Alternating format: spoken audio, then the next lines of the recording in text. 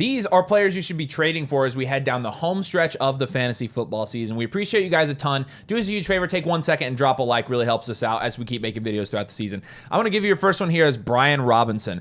And part of what inspired me to put Brian Robinson on this list as a buy is watching the Commanders game and watching them score in the mid-20s and watching Jaden Daniels get only 8 points because they literally would not stop handing it to their running backs in the red zone. And you'll remember Brian Robinson, when he was playing early in the season, he had that role, and he was productive in that role. Through the first 5 games, he had a touchdown in 4 of those games. He had multiple touchdowns in 1 of those games. And this is all while he was getting very limited target volume. So you saw that he could have had a potentially pretty low floor here, but instead what you saw is his floor was actually 10 points. Now, since week 6, he set out in week 6 in Baltimore. He missed part of the game in week 5 where he did have 2 touchdowns, only played 34% of snaps in that game. Week 7, 38% of snaps, had a touchdown, that's it. In week 8, half the snaps, didn't really do anything. And then obviously he's missed the last 2 weeks. And since you've seen him go out, you have seen Austin Eckler, especially in weeks 9 and 10, come in to that offense and kind of step into the role that you saw Brian Robinson have early in the season, right? He's been playing about half of the snaps there. He's been splitting with guys like Jeremy McNichols. He's got 11 and 13 carries in the last couple games, but he has 3 touchdowns in the last 2 games. And basically what this is, the Commanders in the red zone are absolutely committed because you really haven't seen Jaden Daniels. A lot of his touchdowns, you'll notice, have been outside of the red zone. His passing touchdowns, his rushing touchdowns, he has only had, I think, maybe 1 or 2 rushing touchdowns inside the red zone this year. They're not really using him on QB sneaks either. I mean, they're at the half-yard line, hand it to Austin Eckler. And so what you're seeing is a commitment from the Commanders to give their backs the ball when they are in the red zone. And Brian Robinson was having a lot of success when he was on the field with these type of carries, and he was scoring a lot of touchdowns. So what I expect is after this week, they go to Philly next week, and then they play at Dallas. What I expect is when Brian Robinson does come back, which obviously his problem is a hamstring, which you're a little bit concerned about a hamstring, right? But that's why he's a buy low. I think you're going to get Brian Robinson pretty cheap on the fact that, 1, it's been quite a few weeks since he's been productive. 2, you've seen Austin Eckler come in and basically take that production from him. And I think a lot of people think that Austin Eckler is just going to take it from him permanently. And then 3, again, the hamstring injury, that causes skepticism with running backs long-term, especially for the rest of the season, and I totally agree with that. However, I do think once he's back in the lineup, he's going to get every single valuable touch. Austin Eckler, I think, will go back to being the primary receiving back. He has still maintained his targets, Austin Eckler, but with B-Rob, I think they've made it pretty clear that when B-Rob is in the lineup, they'd prefer to give him carries inside the red zone. So I'm going to bet that when he comes back, he's going to get those carries. He is going to score touchdowns later in the season when you're looking at his playoff schedule. He comes off of a bye in week 14 to go to New Orleans in week 15, against Philly in week 16, and then Atlanta in week 17. Not a great playoff schedule, but not a bad playoff schedule either. So it's kind of middle of the road. The main thing is this is an offense that moves the ball down the field and somehow seemingly gets tackled at the 1 a ton. I swear it happens 3 times a game. Terry McLaurin gets tackled at the 1. So Brian Robinson will be a good buy, and also somebody I think will be a high volume flex option for your fantasy football playoffs. I think Aaron Jones is a much easier case. Honestly, at the running back position, he is going to be a little more expensive, though, because of that. Everyone knows that Aaron Jones is one of the focal points of the Vikings offense. And yeah, they struggled this week against the Jaguars, which was unexpected given the situation that the Jacksonville Jaguars were faced with, and that was starting Mac Jones, who didn't look horrible. Actually, he was kind of bad. He threw 2 picks, but Sam Darnold threw 3. J. Jeff did not have a good game. In fact, he had his worst game of the season, still scored 10 points. And Addison only had 5 points. Hockenson, really, his second game back from that devastating ACL and MCL tear last year, had 9 targets for 8 receptions, 72 yards, and 15 touchdowns. So there's a lot to take away from this game, even though it was boring to watch and not a lot happens. But Aaron Jones, I think, just continues to be one of the easiest buys based off of what he's done over the last 4 weeks, which is score 20, 11, 12, and 12 points. And in that stretch since the bye week, only score 1 touchdown. His volume has not gone down. His opportunity and his touches have not gone down. Even with Hockenson coming into this offense, you are looking at Aaron Jones being utilized the exact same way that he was utilized before you added one of the better weapons into that offense again. So with this situation, again, the touchdowns are going to be the biggest concern because, yes, even though touchdowns are volatile, you're going to have other people that are not on the side of us with Aaron Jones and saying that, well, if the touchdowns, that's rough. If the touchdowns haven't come in the first half of the season, why would they come in the second half of the season? And that is a fair argument, but I think I'll stop you at Tennessee, Chicago, Arizona, Atlanta, and Chicago over the next 5 or 6 weeks and say that Aaron Jones is probably going to have a pretty nice rest of season outlook. The only caveat, again, outside of the volatility of touchdowns that I can come up with for Aaron Jones is that he has, again, only scored 3 touchdowns, and that's without TJ Hockenson in the offense. You just saw what Hockenson was able to do. Hockenson legitimately even taking away from JJ and Addison. So that is a little bit of a concern, but again, I'd be a little more worried about Addison rest of season than a guy like Aaron Jones, who's going to continue to get this volume. And once they get into the red zone, you know who they're going to on the grounds. It's Aaron Jones all day. So all it's going to take is a touchdown. Again, a very similar situation to Josh Jacobs, where you have a ton of weapons all over that offense. And they're going to have some big days, and Josh Jacobs is going to have some down days, but he just goes bananas when the touchdowns finally come, and his floor is so high when he doesn't score those touchdowns that he's not going to lose you a week. So if you go and buy Aaron Jones, worst case scenario, the touchdowns don't come as consistently as we project, and he still has a floor of 12 points. Still. So, bummer. He's still a high-end flex option. Aaron Jones is a very, very easy buy for us. So let's go to wide receiver. I truthfully don't know if you're going to be able to buy this guy from anybody.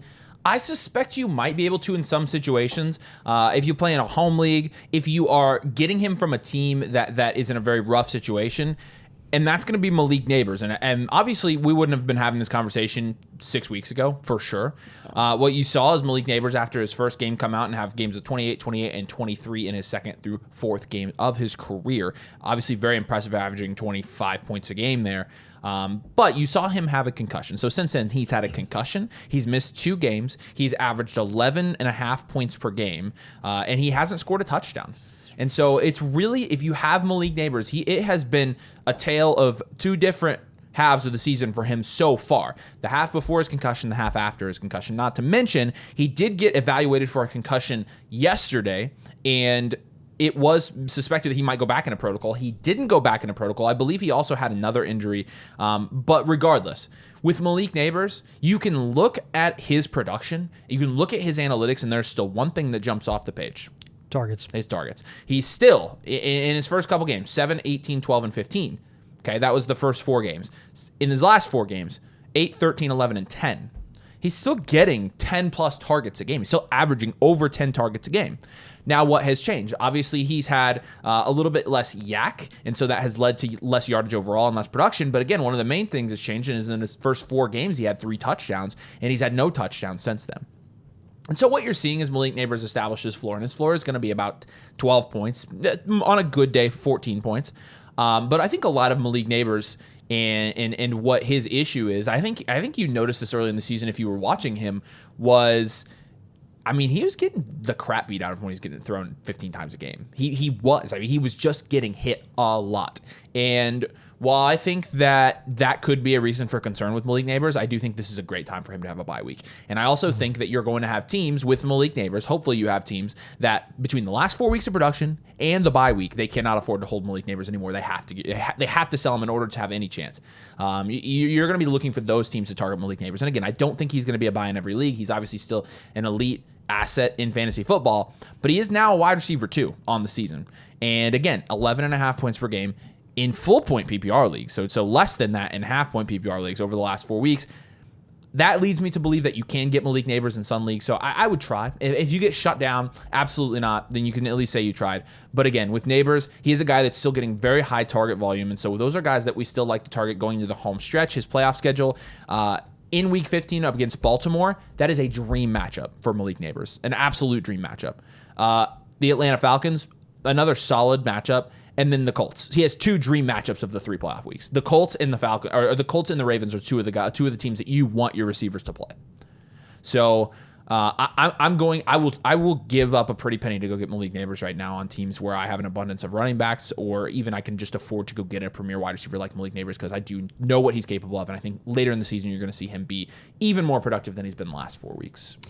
So I alluded to TJ Hockenson with the Aaron Jones, us advocating for Aaron Jones as a buy. And I want to swing back to Hockenson and the Vikings situation overall, because it is very, very rare that at this point of the game we're advocating for you to go out of your way to buy a tight end in fantasy football.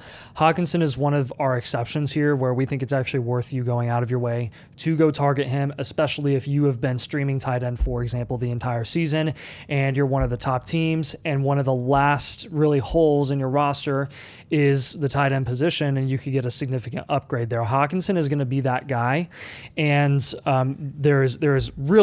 there's multiple reasons for this. The top number one reason for me, and has been since he went down, is Christian Darrisaw. The left tackle for Minnesota, one of the better left tackles in the league, had a season-ending injury a couple weeks ago, and you saw the immediate impacts of him being out of that lineup when the Colts defense, who's one of the most incompetent lineups in the NFL on the defensive side of the ball, actually held the Minnesota offense at bay for most of the game on Sunday Night Football, outside of, JJ going bananas in the fourth quarter. But with Hockenson, the fact that he came back so quickly is incredibly impressive, number one. But number two also shows you that he has no limitations at this point in this offense with this situation. And he is made for this rest of season situation for Minnesota with Darrisaw being out. When Darnold is under pressure more than he has been or was in the first half of the season, and will continue to be under more pressure, he's going to have to lean on his guys like Aaron Jones, who we've already alluded to, and TJ Hockenson is going to be the easiest target in that offense at the tight end position. This is the perfect dream scenario that you could ask for Hockenson for the rest of the year. And are we concerned about JJ? No, JJ is going to continue to get his own. He still had 9 targets. Hockenson had 9 targets. Josh Oliver had 6 targets and 9 points. Hawk still had 15. Right. Jordan Addison is, I mean, for all I care, he's dead for the rest of the season. In my opinion, because of this situation, and because if we're advocating for Aaron Jones as a buy, Hockenson as a buy, and JJ's not going to be hurt by this. I mean, Sam Darnold having a 3 interception day, I think that shows you what we think about Addison for the rest of the year. Hockenson is, in my opinion, in the passing game, he is the second option for the rest of the season next to Justin Jefferson, just due to what's going on there on the offensive line and what Minnesota is going to have to lean on, I think, for the rest of the year to be successful. Question: do y'all remember Mike Evans? He's the guy that played for the Bucs. He kind of hit or miss, but he was a high-end wide receiver 2, low-end wide receiver 1 through the first 7 weeks of the season, right? And then, of course, he pulled his hamstring so bad that it almost killed him. But Rip. Even with that being said, even though he's a 31-year-old receiver that just pulled his hamstring, Mike Evans is most likely going to be back after the bye week here. Yep. What you saw the Tampa Bay Buccaneers play the San Francisco 49ers this week. They have the bye week in this coming week. And then in week 12, there is optimism that Mike Evans is actually going to play, because he actually said he was close to playing in week 10. And I'm sure that the thought was, let's give him an extra week and he'll be back. Yep. So obviously, again, we this is the second guy I have on here with a hamstring thing. I get it. I understand the risk. This is a very risky buy. So this is going to be one where you have a really good team and you have the resources to move for a Mike Evans. B, you find a team that is desperate to move Mike Evans. Those are really going to be the two scenarios where you get Mike Evans in a trade here, because there is some risk involved. But if you have the capital to do it, you do it. This man's lineup. Yeah, the rest of the year. I mean, let's just talk about it. He's going to crack 1,000 again. Watch. Yeah, he definitely will. It's going to happen. I mean, he has 335 yards. So let's talk about it. It's going to be his last 7 games here. 8 games. The Giants, the Panthers, the Raiders, the Chargers, the Cowboys, the Panthers again, and then the Saints. And here's the thing. Wow. When Mike Evans does come back, do I expect Mike Evans to be full speed? No. Do I expect him to be himself? No. But do I expect him to still get 9 targets? Yes. Why? Because because right now Baker has nobody to throw it to. That is plain and simple. No other way to put it. It's the reason why you've seen Rashad White's snaps go way up is because they really don't have anybody to throw it to. When you're looking at the Tampa Bay Buccaneers snap counts from this last week, the leading snap getter. I don't know. Snap leader. Like, yeah, frick. For the Bucks in week 10. I could not. It's week 10, folks. Woo! Was Ryan Miller. 52 snaps, 30 routes run. Second was Raheem Jarrett. Third was Sterling Shepard. Do you get my point? I should say this. I should say routes run and snaps technically was Cade Otton. But I'm saying from a receiving standpoint. Obviously, you've seen Cade Otton come in and be an absolute dog since he came in. But this is a wide open wide receiver room where a halfway Mike Evans is still going to be better than the best receiver on their roster right now. Mm-hmm. So I think regardless, you are going to bet on the volume. If anything else, you're going to bet on the volume for Mike Evans. I think he is a pretty big buy if you can get him anywhere, especially on teams where you're getting close to being locked into the playoffs, which some people are after this week. So go send some trades for Mike Evans, see if we can get it done. I'd be going and sending trade offers for DeAndre Hopkins as well. It's been kind of hit or miss with him since he came over to Kansas City. Obviously, he had that breakout game really for the year against Tampa in Week 9 where he had 9 targets, 8 receptions, 80 yards, and 2 touchdowns. Again, a crazy amount of red zone usage, which is where he makes his money. So keep in mind, you could see some boom-bust potential rest of season. I will say, though, coming up against Buffalo, Carolina, Vegas, the Chargers, Cleveland, Houston over the next few weeks, number 1, great matchup outlook for him. Number 2, you've got Pacheco, who is nearing a return within the next couple of weeks, which is only going to, I think, open up the field for him. I know Kareem Hunt has done a good job production-wise in fantasy, but he's been so wildly inefficient on the ground. Their run game is not what it was when Pacheco was in and healthy. Another thing with D-Hop is we expected this. Like not just us, like a lot of people did too. I have a list. What's our problem today? Not that fast. You sound like the Adam Sandler character. Oh no! Freaking, I can't remember. Bobby Boucher. Yes, thank you. Yeah. Yeah, you sound like Bobby Boucher. So with D-Hop, some high quality H2O.